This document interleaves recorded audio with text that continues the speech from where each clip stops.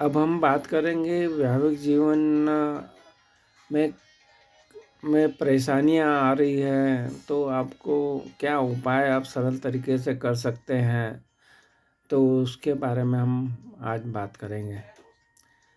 तो सुखी वैवाहिक जीवन के लिए आपको क्या करना चाहिए कि दोनों के बीच में जो है पति-पत्नी के बीच में सम्मान होना चाहिए। शास्त्रों के अनुसार बताया जाता है कि जहाँ पे अगर महिलाओं का सम्मान नहीं होगा तो वहाँ पर लक्ष्मी का निवास भी नहीं होता है। तो इसलिए आपको उनका सम्मान ज़रूर करना चाहिए। पति-पत्नी को एक साथ मंदिर जाना चाहिए। पति-पत्नी को अपने कमरे में गुलाब, रजनीगंधा, सुगंधित फूल रखने चाहिए। फिर बेडरूम में है, अगर आपके बेडरूम में कोई तस्वीर लगाना चाहते हो तो आप राधा कृष्ण की तस्वीर लगा सकते हैं। और फिर जो हंस के जो जोड़े होते हैं उनके खिलते हुए ये तस्वीर लगा सकते हैं। रोज़ जो है आपको दोनों को तुलसी के पौधे में जल चढ़ाना चाहिए। फिर ओम नमो भगवते वासुदेवा का मंत्र जो है उसका पाठ करना चाहिए। पति पत्नी को अपने साथी की जो है एक दूसरे की जो है बात को समझना चाहिए, सुनना चाहिए और उनका हौसला वर्धन करता रहना चाहिए। पति पत्नी को अपने साथी की भावनाओं को समझने की कोशिश करना चाहिए। पति पत्नी को जो है लाल कपड़े भी पहनना चाहिए और पति दोनों को एक दूसरे का जैसे बात की हमने सम्मान करना चाहिए। ये तो जनरल बातें हुई है और भी हम दूसरे तरीके से भी देखें कि मान लो उनके बीच में अगर दूरियां आ गई हैं तो उसकी बहुत सी वजह हो सकती है, जैसे कि एक दूसरे की छोटी छोटी बातों को आप नज़रअंदाज करते हैं और एक दूसरे से आप बहुत ज़्यादा उम्मीदें रखते हैं और कोई तीसरा व्यक्ति उसमें शामिल होता है परिवार से या बाहर से, तो भी ये परेशानियां उत्पन्न करते हैं। तो इस तरह से आपको एक दूसरे की बातों को अनसुना करना चाहिए और अगर कुछ ये भी हो सकता है प्रॉब्लम में जो अनसुना कर रहे हैं एक दूसरे की बात का, वो भी प्रॉब्लम है। एक्स्ट्रा मैरिटल अफेयर भी प्रॉब्लम करवाता है। दूसरे पे जो शक की एक दूसरे पे शक करना भी प्रॉब्लम है। सामाजिक दबाव के कारण भी हो सकता है। ये सब ग्रह में कलह की स्थितियां हैं, रुपए पैसों का विवाद है, ये भी स्थिति है, झगड़े के कारण है। तो इस तरह से पति पत्नी के बीच दूरियां कम करने के लिए कुछ उपाय करना चाहिए, जैसे कि आपको एक दूसरे पे भरोसा करना चाहिए, एक दूसरे की रिस्पेक्ट करना चाहिए, खुलकर बात करना चाहिए। तो इस तरह से आप रिश्तों को ठीक कर सकते हैं और कोशिश ये एक ने दोनों तरफ से होना चाहिए। पति पत्नी के रिश्ते में प्यार और मिठास लाने के लिए आपको दोनों तरफ से कोशिशें होना चाहिए। अब हम ज्योतिष शास्त्र के मुताबिक बात करें तो पति पत्नी के बीच झगड़े की जो वजह होती है ज्योतिष के अनुसार ये ग्रहों के कारण है, उनकी दशाओं के नक्षत्रों के कारण होती है। ग्रह नक्षत्र की जो दशा जो होती है वो भी उस समय पति पत्नी के बीच में झगड़े का कारण बने होते हैं।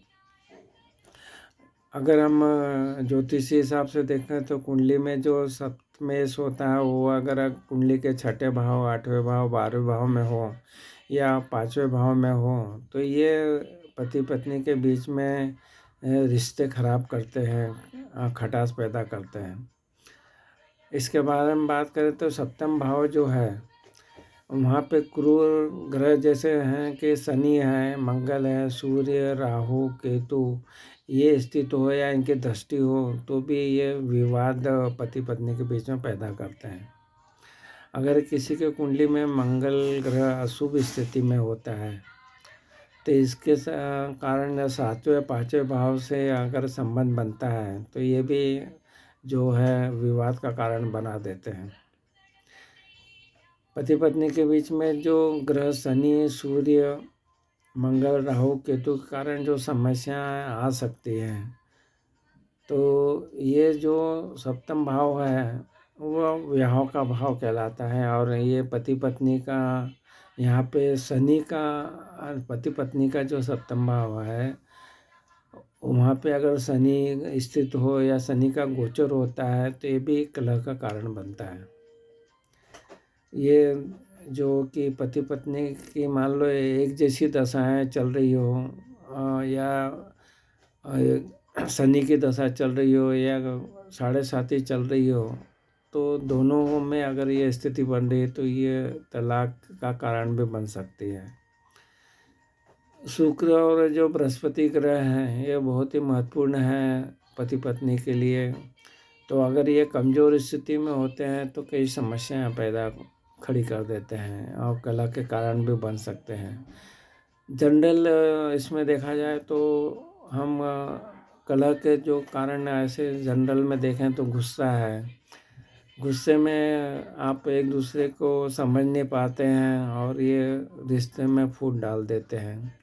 धोखा जो देते हैं उसके कारण भी ये रिश्ते को ख़त्म कर देता है। आपका संवाद है, बातचीत नहीं होना भी एक दूसरे का होना भी एक तरीका है। ये आप में अलगाव पैदा करता है। एक दूसरे का सम्मान नहीं करना है, ये भी परेशानी का कारण बनते हैं। रिश्ते में सम्मान होना बहुत ज़रूरी है, आदर होना चाहिए। फिर वास्तु दोष के कारण भी संबंध खराब होते हैं और ये कलह के कारण बनते हैं। तो ज्योतिषी कारण के साथ साथ में वास्तु दोष भी दिखाते हैं। तो कुंडली में जो ग्रहों की स्थिति होती है वो उसमें ज्योतिषी में तो जो कारण बताए गए हैं वो जो ग्रह हैं शनि, सूर्य, मंगल, राहु, केतु, इनकी स्थिति के कारण जो मैंने पहले डिटेल में बताया वो स्थिति के कारण भी ज्योतिषी कारण बनते हैं। और वास्तु के कारण जो चीज़ें होती कि जैसे कमरे में लड़ाई झगड़े की अगर तस्वीरें हैं, खंडित तस्वीरें हैं, खराब इलेक्ट्रॉनिक्स इक्विपमेंट हैं, बंद पड़ी घड़ियां हैं, टूटी फूटी चीज़ें तिजोरी में हैं, चप्पल, जूते, कबाड़ इत्यादि रखना भी जो है कलह का कारण बनता है। कमरे में रखी चीज़ों के कारण ये आपके जो बेडरूम है उसके में ये चीज़ें होगी तो ये कारण बनते हैं। तो अब इसको दूर करने के लिए ज्योतिषी कलह जो ज्योतिष के अनुसार जो ये कलह पैदा हो रहे हैं वैवाहिक जीवन में, तो उपायों में फिटकरी का उपाय का बारे में बात की गई है कि बेडरूम में अगर आप फिटकरी एक कटोरी में रखते हैं तो इससे नकारात्मक ऊर्जा कम होती है और लड़ाई झगड़े में निजात पाने के योग बनते हैं। तो आप हफ्ते के हफ्ते आप फिटकरी का उपाय करें। उसके बाद में जो शुक्र ग्रह को ठीक करने के लिए शुक्र ग्रह के उपाय करना चाहिए। मतलब शुक्रवार का दिन माँ भगवती की पूजा करें, उनके लिए सफ़ेद मिठाई का भोग लगाएं और शुक्रवार के दिन परफ्यूम जो रहता है खरीद कर पति पत्नी एक दूसरे को लगाएं। नमक के उपाय में भी बताया गया कि नकारात्मक ऊर्जा जो रहती है वो नमक से दूर होती है, तो पानी का पोछा लगाने से भी नकारात्मक ऊर्जा खत्म होती है और कलह दूर होते हैं। वास्तु के उपायों के बारे में बताया पहले भी कि जैसे राधा कृष्ण की जो है फ़ोटो लगाना चाहिए, हंसती हुई तस्वीरें होना चाहिए, बेडरूम सही तरीके से ठीक ठाक होना चाहिए, कबाड़ नहीं होना चाहिए, सोते समय सिर की स्थिति दक्षिण दिशा में होना चाहिए, कभी भी उत्तर दिशा में सिर नहीं होना चाहिए। फिर तुलसी का जो उपाय में बताया गया कि आप अगर डेली तुलसी के पौधे को जल अर्पित करते हैं और ओम नमो भगवते वासुदेवा नमः का पाठ करते हैं तो भी ये आपके टकराव को और दूर करते हैं। कपूर के उपाय के बारे में बताया कि जो आपके पत्नी अगर रात को सिरहाने में कपूर रखकर सोती है और सुबह उठकर उसको जला देती हैं तो इससे भी निगेटिविटी कम होती है और इनका रिश्ता अच्छा बनता है, एक दूसरे की भावनाओं को समझने की कोशिश करते हैं। तो ये उपाय अपना सकते हैं। आपको जनरल उपाय में आप एक दूसरे को स्वीकार करें, जैसे भी हैं उनको स्वीकार करना चाहिए। एक दूसरे की बात में नाराज़ नहीं होना चाहिए, तो एक दूसरे को सम्मान करना चाहिए, तारीफ़ करना चाहिए एक दूसरे की। इस तरह से आप छोटे छोटे उपाय करेंगे तो जो उपाय ऊपर बताया और ये बताया है वो ज़रूर कीजिए। आप तुलसी को जल चढ़ाइए, नमो भगवते वासुदेव का मंत्र का जाप करिए। इस तरह से आप छोटे छोटे उपाय करते हैं तो आप ये टकराव की स्थिति को कम करके जीवन को आप आपके पति पत्नी का जो जीवन अपना ठीक रखना चाहते हैं तो आप वो ठीक रह सकते हैं और तलाक तक की स्थिति को कम आप ख़त्म कर सकते हैं और एक दूसरे के प्रति अच्छे व्यवहार के कारण अपने रिश्ते मजबूत कर सकते हैं। इसमें शिव पार्वती की पूजा के बारे में भी कहा गया है, शुक्रवार का व्रत रखने का है, गुरुवार के दिन गुरुवार का व्रत रखते हैं वो भी ठीक है। इस तरह से आप उपाय करेंगे तो हमारा वैवाहिक जीवन जो है वो ठीक हो जाता है। मंगलवार को हनुमान जी की पूजा करना, घर में पंचमुखी दीपक जलाना, अष्टगंध को जलाकर धुआं पूरे घर में करना। केसर भी जो अगर आप पानी में डाल के नहाते हैं उससे भी ठीक होता है, प्रेम बढ़ता है। रोज़ घर में घी का दीपक जलाना, पूजा पाठ करना, पूजा आरती करना, तो ये सब छोटे छोटे उपाय हैं। इसके द्वारा आप अपना जो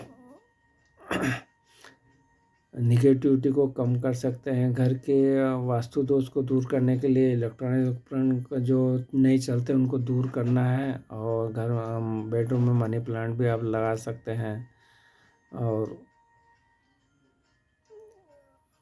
ये जो उपाय बताए हैं ये आप ज़रूर कीजिए, जिससे कि आप वैवाहिक जीवन में हो रही जो तकलीफ़ें हैं, टकराव हैं, झगड़े हैं, वो आप कम किए जा सकते हैं।